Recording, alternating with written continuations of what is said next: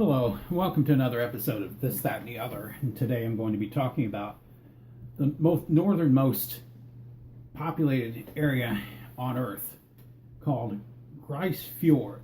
It's on the island of Ellesmere Island in northern Canada. It's part of the Queen Elizabeth Islands. It is the largest community on Ellesmere Island. It's also one of the coldest inhabited places in the world, with an average temperature of negative 16.5 Celsius, 2.3 Fahrenheit. Located on the southern tip of Ellesmere Island, it is one of three permanent settlements on the island.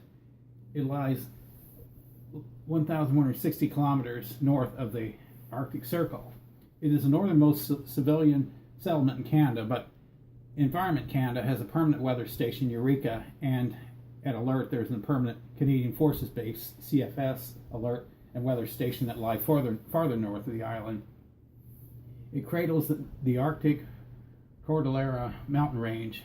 It means Pig Inlet in Norwegian and was named by Otto Sverdrup from Norway during an expedition around 1900. He thought the walrus in the area sounded like pigs. Grise Fjords in Nukutu was named Okjukwa, which means place that never thaws. Sorry, I can't pronounce those words.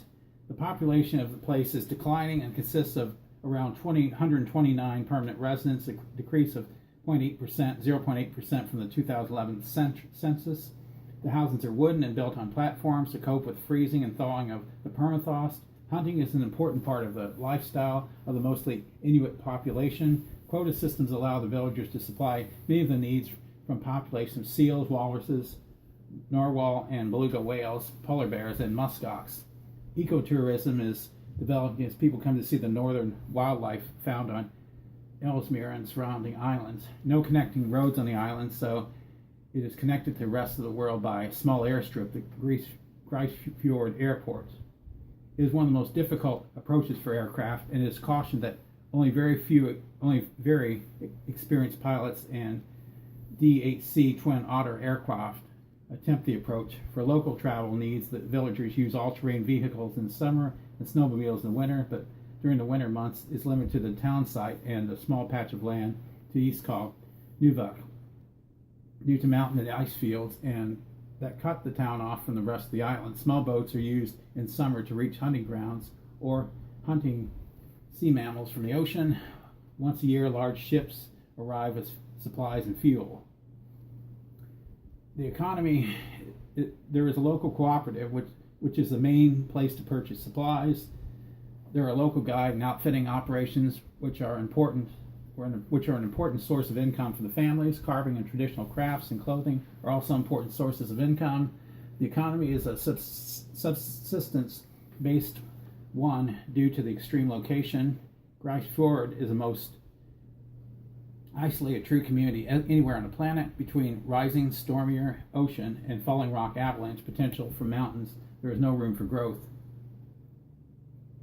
A Simon Fraser University study of Royal Canadian Mounted Police, RCMP, activity in the Baffin region states that Grise Fjord has had the lowest rate of criminal offenses of all communities looked at in 1992, and cites a 1994 Statistics Canada survey that gives the highest perception of personal safety. The settlement was created by the Canadian government in 1953, partly to assert sovereignty in the high Arctic during the Cold War. 8 Inuit families from Inukjuak, Quebec, were relocated after being promised homes and game to hunt, but the relocated people discovered no buildings and very little familiar wildlife.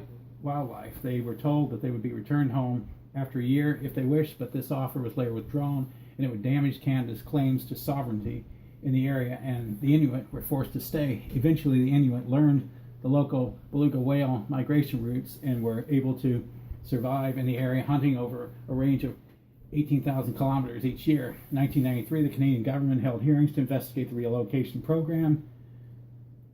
The government paid $10 million CAD to the survivors and their families and gave a formal apology in 2010. In 2009, Ludi Pijamini was commissioned by the Canadian government to design a monument in memory of the relocation, depicting a sad-looking woman with a young boy and a husky. The monument was unveiled by John Duncan, Minister of Indian Affairs and Northern Development and Federal Interlocator for Metis and non-status Indians on September 10, 2010. 1970, Bell Canada established what was the world's first, most northerly telephone exchange, operated since 1992 by Northwestel.